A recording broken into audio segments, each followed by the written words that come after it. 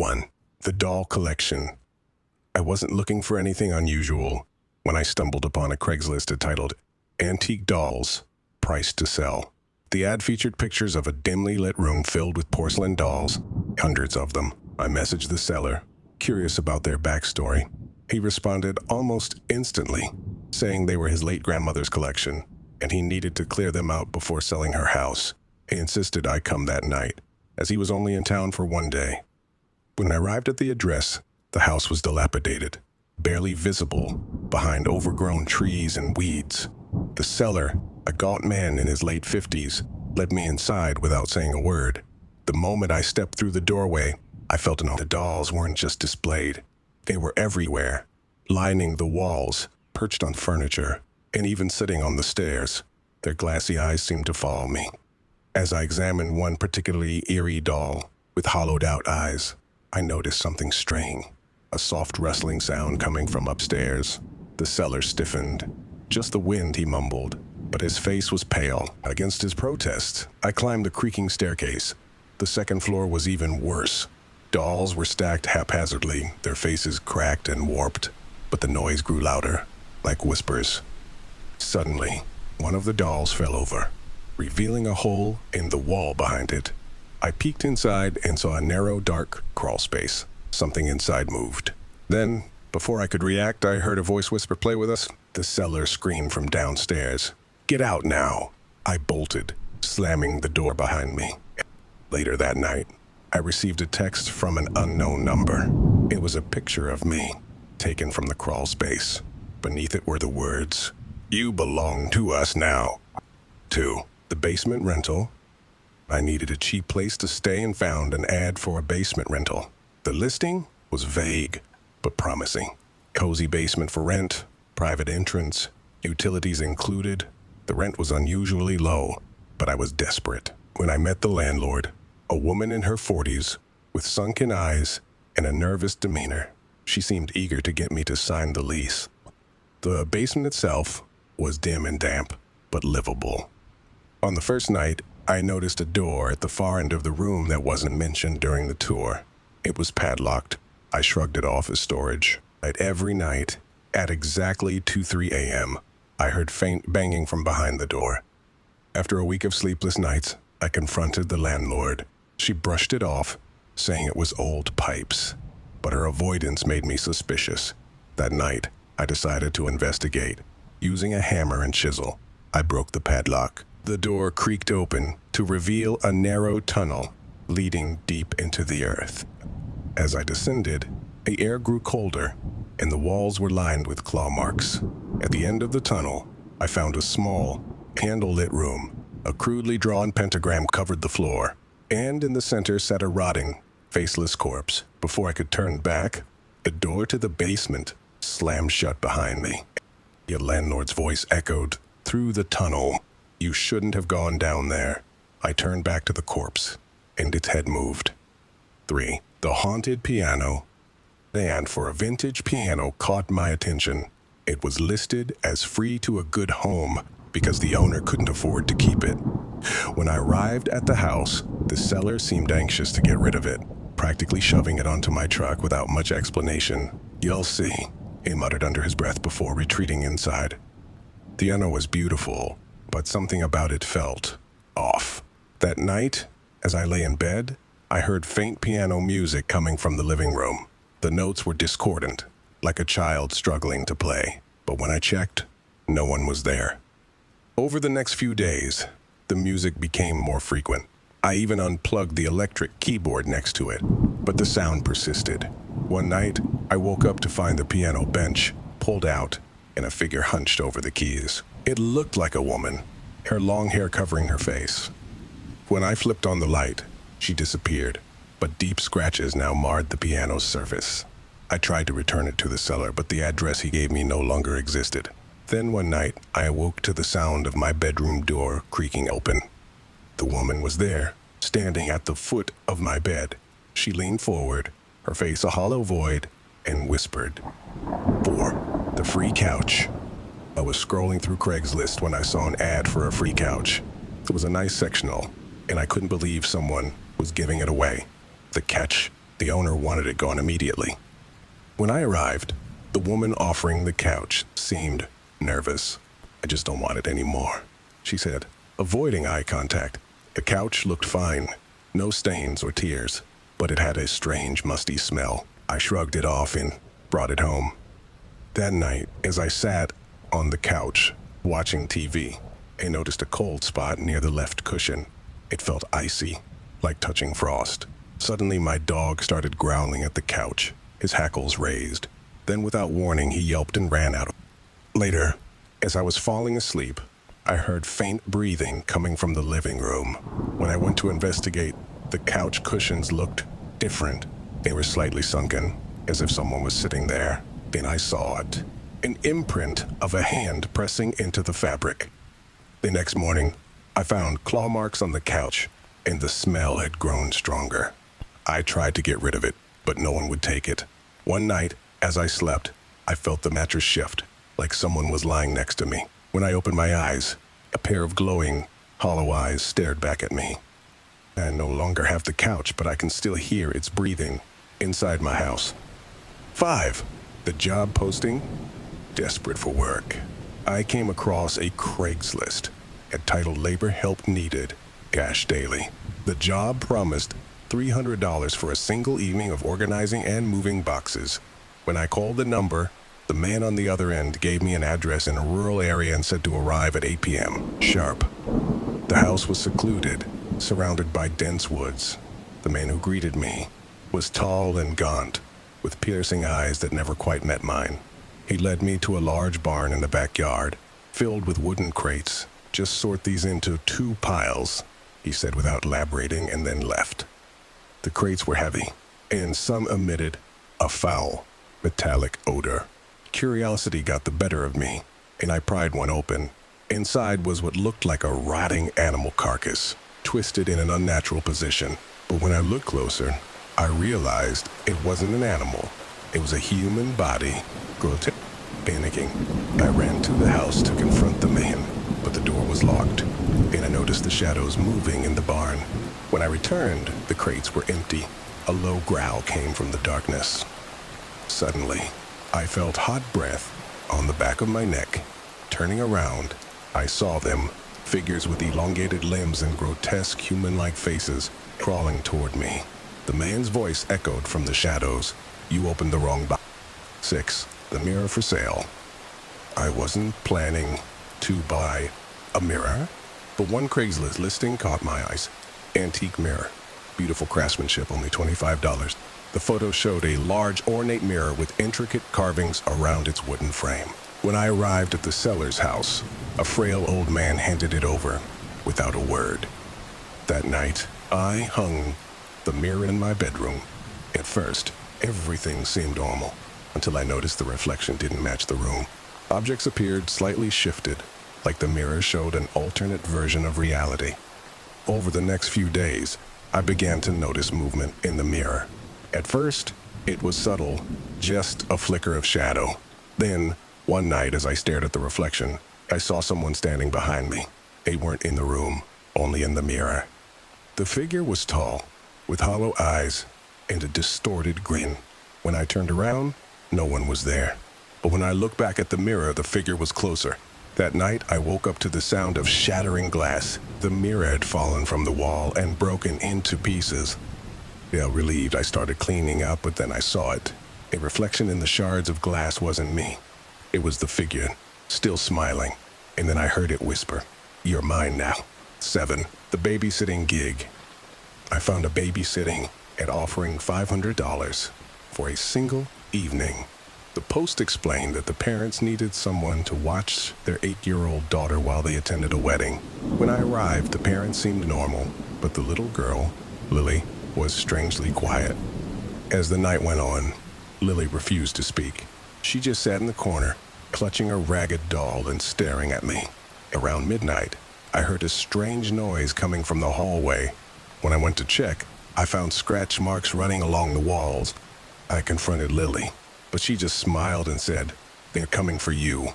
The lights flickered, and I heard heavy footsteps upstairs. Panicking, I called the parents, but the call wouldn't go through. Then Lily started laughing, a low, guttural sound that didn't belong in a child's throat.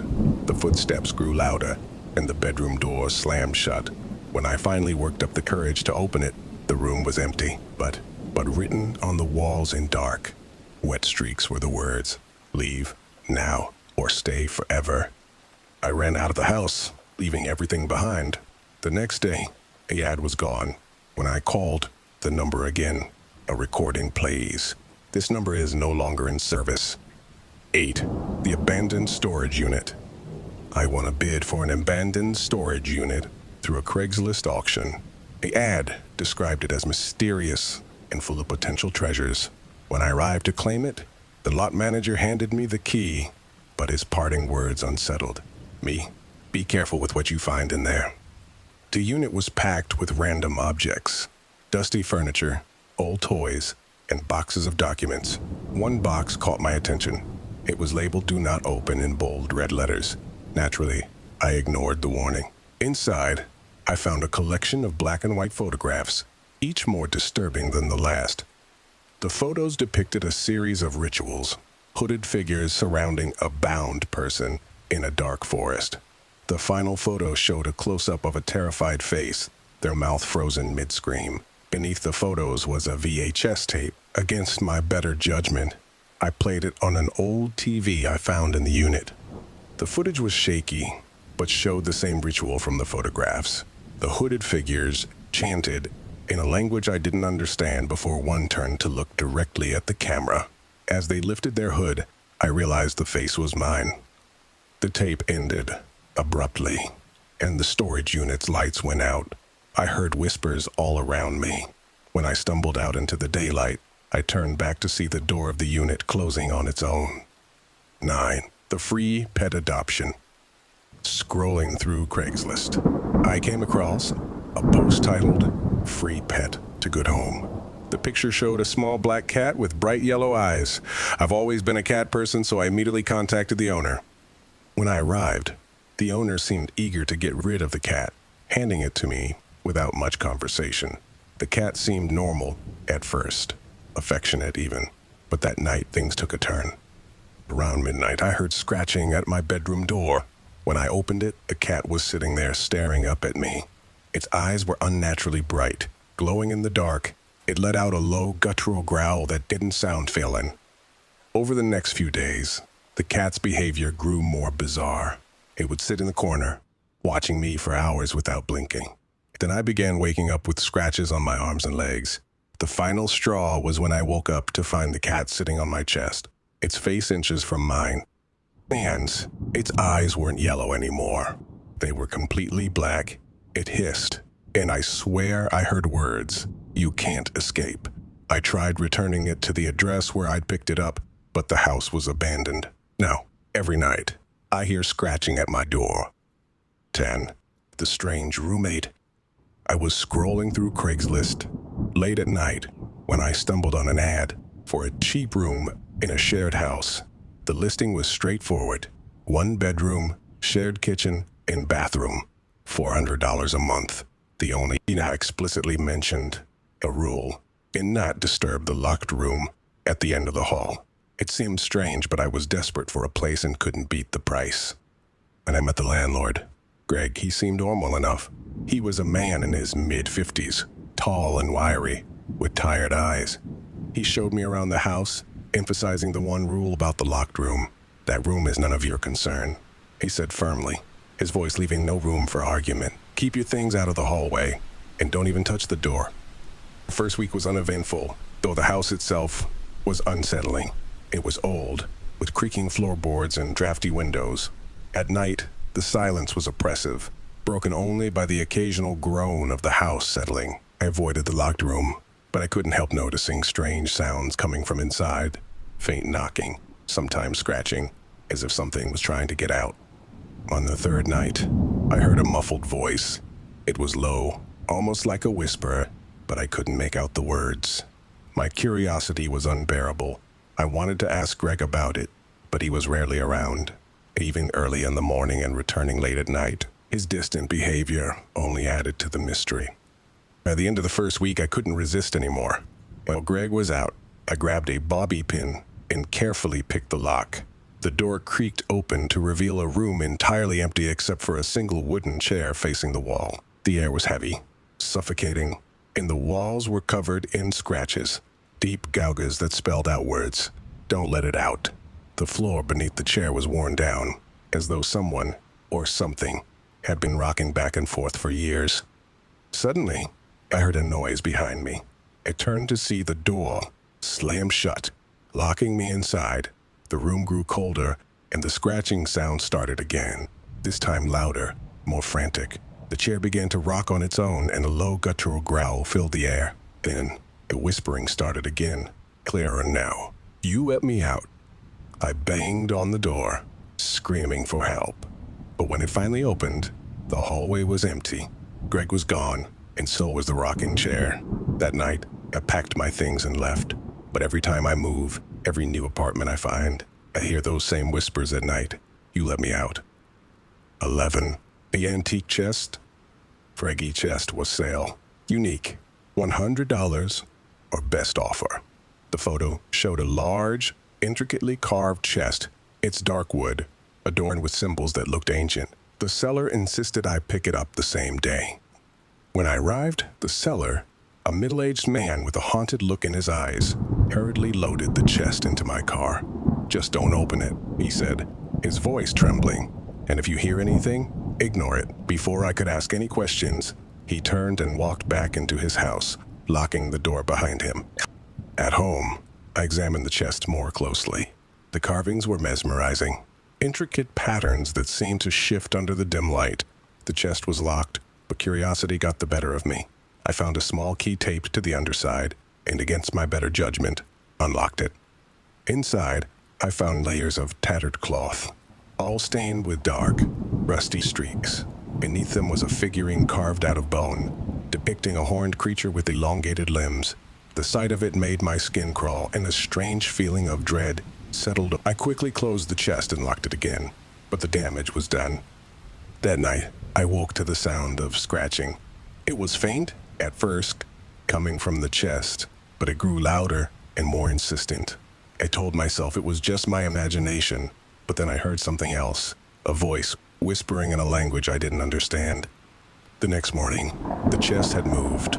I had left it in the corner of the living room, but now it was in the center of the room, its lid slightly ajar. The figurine was gone. Panicking, I tried to return the chest to the seller, but his house was empty, abandoned. Over the next few nights, the whispering grew louder. Shadows began to stretch across my walls, and I felt a presence watching me, always just out of sight. Then, one night, I woke to find the figurine on my bedside table. Its hollow eyes seemed to follow me, and its limbs were wet, as though it had been crawling. Now, the chest sits in my attic, locked and buried under piles of junk. But every night, I hear the whispering, growing closer. I know it's only a matter of time before it comes for me. 12.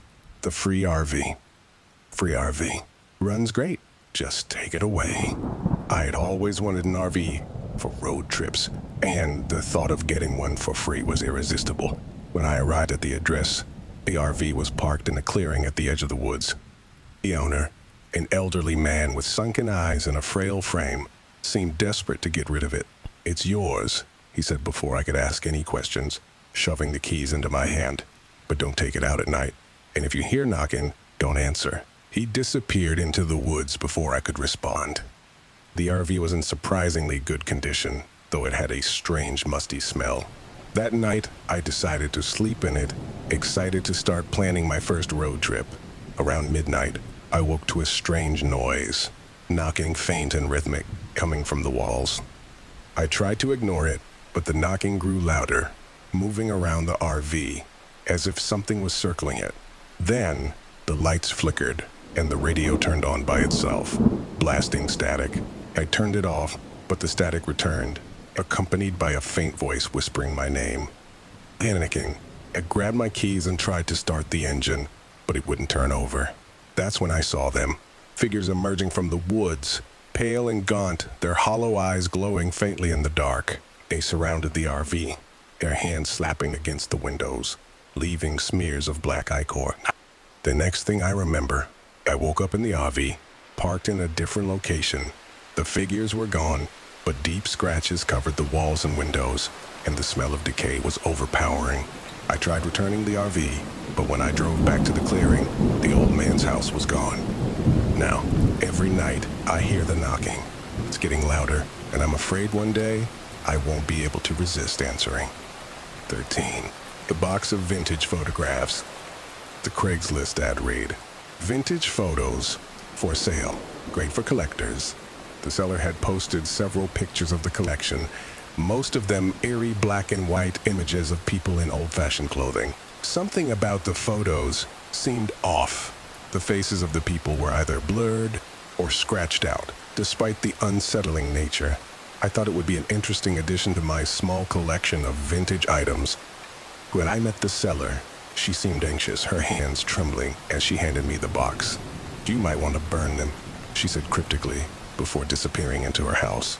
Her strange warning stuck with me, but curiosity got the better of me. I brought the box home and spread the photos out on my dining table.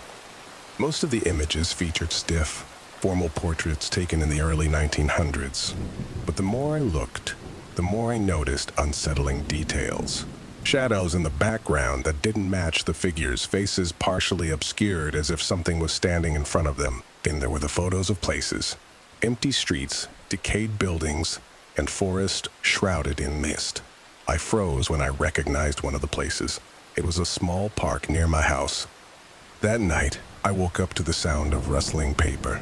Groggy, I stumbled into the dining room to find one of the photos lying on the floor, face up. It was a picture of my living room, taken from the exact spot where I stood. My blood ran cold as I realized it wasn't in the box earlier. The next morning, another photo appeared, this time of my bedroom, taken while I was asleep. Panicking, I tried to destroy the photos, but no matter how much I tore, burned, or shredded them, they reassembled themselves. Each day, a new photo appears, closer and closer to me. The last one was taken inches from my face. I've stopped sleeping, afraid of what might happen if I close my eyes. I know one day soon, the final photo will be the last thing I ever see. 14. The missing poster. I was browsing Craigslist for furniture when I stumbled upon an unusual listing in the community section. It was titled, "Have you seen this man?"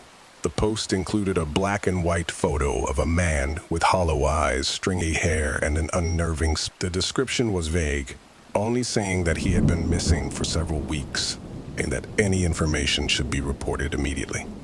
I didn't think much of it until later that night, when I was alone in my apartment. As I scrolled through my phone, I felt an odd sensation, like I was being watched. Dismissing it as paranoia, I went to bed. At 3 a.m., I woke to the sound of footsteps in my hallway.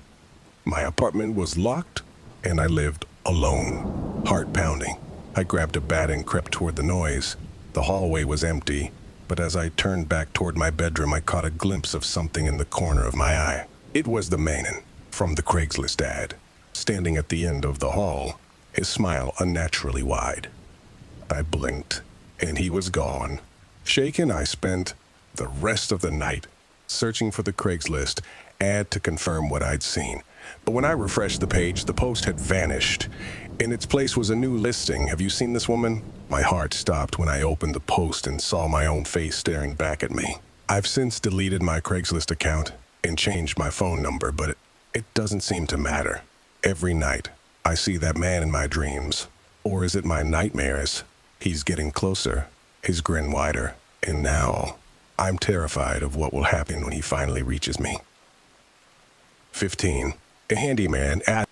I found a Craigslist ad from a handyman offering to fix anything for cheap. My attic had been giving me trouble, faulty wiring and strange creaking noises, so I decided to hire him. The man showed up late, his clothes dusty and his eyes darting around nervously. He was thin, almost skeletal, and carried only a small, rusted toolbox. Without a word, he climbed into the attic and started working. Hours passed, and I realized I hadn't heard him come down. Concerned, I climbed the attic stairs and called out. There was no answer.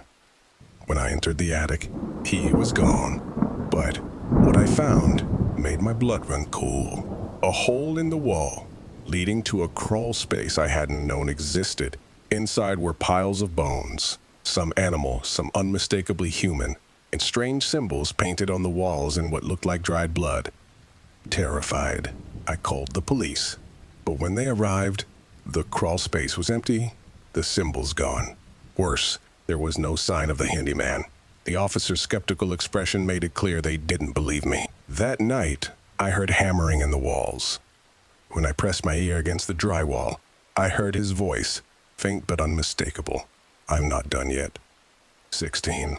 The free washer and dryer. Scrolling through Craigslist, I found a listing for a free washer and dryer. The ad said they were old but working and had to be picked up immediately. It seemed like a great deal, so I arranged to collect them that evening. The appliances were rusty and smelled faintly of mildew, but they worked fine when I tested them. I installed them in my basement, proud of my bargain. That night, as I did my first load of laundry, I heard faint whispers coming from the washer. At first, I thought it was just the water, but the whispers grew louder, forming words. Panicked, I opened the washer mid-cycle.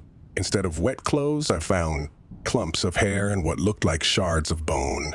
The whispers turned into screams, echoing through the basement. The next morning, the washer and dryer were gone. I searched the entire basement, but they had simply vanished. In their place were muddy footprints leading up the stairs to my bedroom. Now, every time I hear the hum of an appliance, I catch faint whispers, growing louder. I'm afraid to turn on my lights, afraid of what might be waiting in the dark. 17. The pet sitting job. Pet sitter needed. Overnight, $500. I thought it was easy money.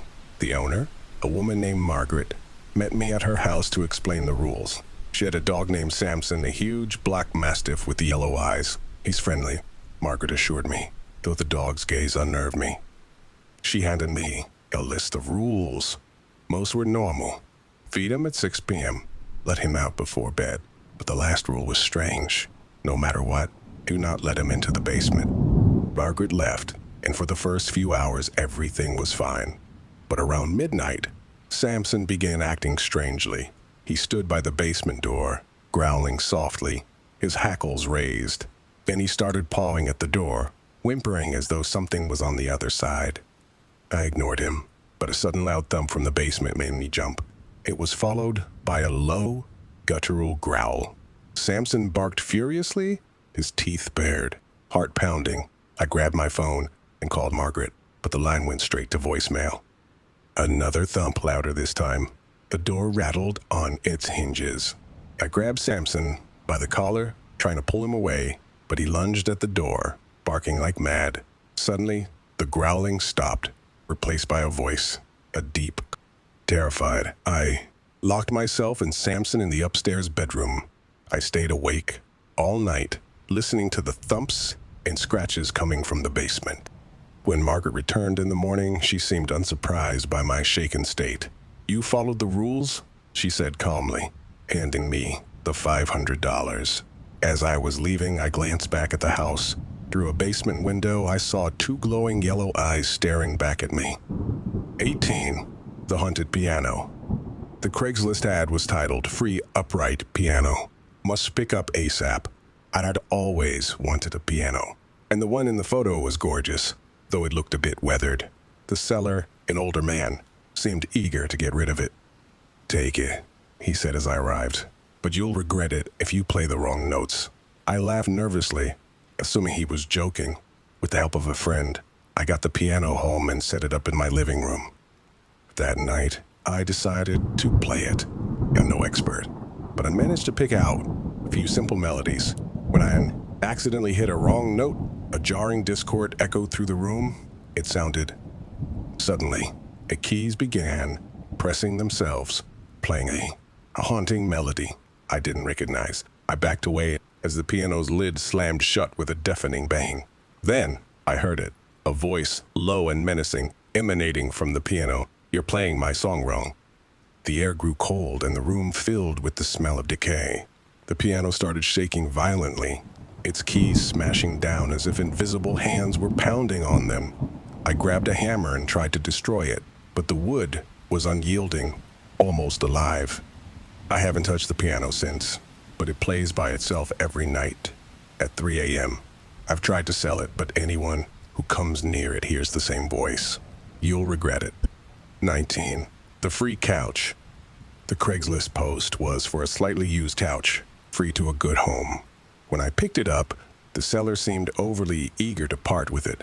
Take care of it, he said, his eyes darting nervously. And whatever you do, don't look underneath. The couch looked fine, just a bit worn. I set it up in my living room, and for the first few days, everything was normal. But one evening, as I sat reading, I felt something move beneath me. It was subtle, like a faint vibration, dismissing it as my imagination. I ignored it. The next night, I woke up to a sound, soft scratching, coming from under the couch. Heart racing, I turned on the light and peeked underneath. The darkness seemed deeper than it should have been, almost like it was swallowing the light. Then I saw them, eyes, dozens of small, glowing eyes staring back at me. I screamed and leapt back, but when I looked again, the eyes were gone. The next morning, I decided to get rid of the couch, but as I tried to drag it to the curb, I heard a voice, faint and raspy, coming from inside the cushions. You promised to take care of me. Now the couch refuses to be moved. Every time I try, it grows heavier, immovable. At night, I feel it shifting, as though something inside is trying to get out. 20. A Craigslist babysitting gig. I found the babysitting job on Craigslist. The pay was incredible. $300 for just one night, and the description was vague. Watch over my son. He's well behaved. When I arrived, the house was eerily quiet. The boy's mother, a pale woman with sunken eyes, rushed out the door before I could ask many questions. The boy, Jamie, was sitting in the living room, staring blankly at the wall. What do you want to do tonight? I asked, trying to sound cheerful.